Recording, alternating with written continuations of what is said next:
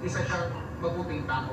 Sa mga sandaling ito, meron bang nagaganap na negosasyon para sa pag-resign ni Presidente Estrada hanggang sa taon ng traslasyon ng itim na Nazareno. Patindi ng patindi ang dagdami ng mga deboto. Isa lang ang sigaw nila. Viva!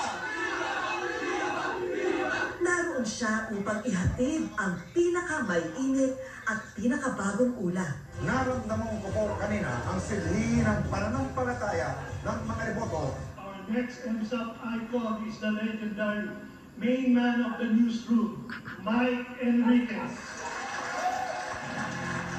Ang kanyang husay, kinilala hindi lamang dito sa Pilipinas, kundi maging sa international stage. This is an affirmation that we must be into something right and something good. Ako po si Mike Enriquez, buong puso para sa Pilipino. Rito ang GMA, walang kinikilingan, walang pinoprotektahan. Yo!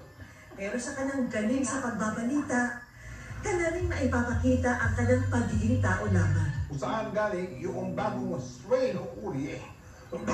Excuse me. Hindi po yung coronavirus. Ng coronavirus. Good manners and right conduct yun. Kala ng mga tao, arte yun eh. O gimmick. Hindi po. Kasi bata pa kami, sinanay na kami na pag inuubo ka o pag binahin ka, dapat mag-i-excuse me po ka. Sa eleksyon 2019, pusuan ang totoo. Nitong eleksyon 2019, pinag-usapan at naging viral din ang ilan sa mga sinabi ni Mike. Gusto ko silang singilin. Ano ang maasahan namin sa inyo ngayon? ka na? Yes! Aga. Sa singilan mo? Oo, para magkaalaman. Ngayon pa lang, magkaalaman na para sa habang umuusad ang kanilang termino, na-check natin yung ginagawa nila versus yung pinangako nila.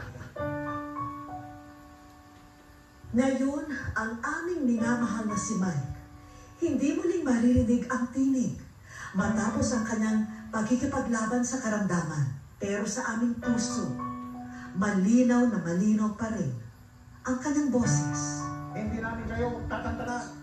Ako po ang inyong kapuso, Mike Enriquez.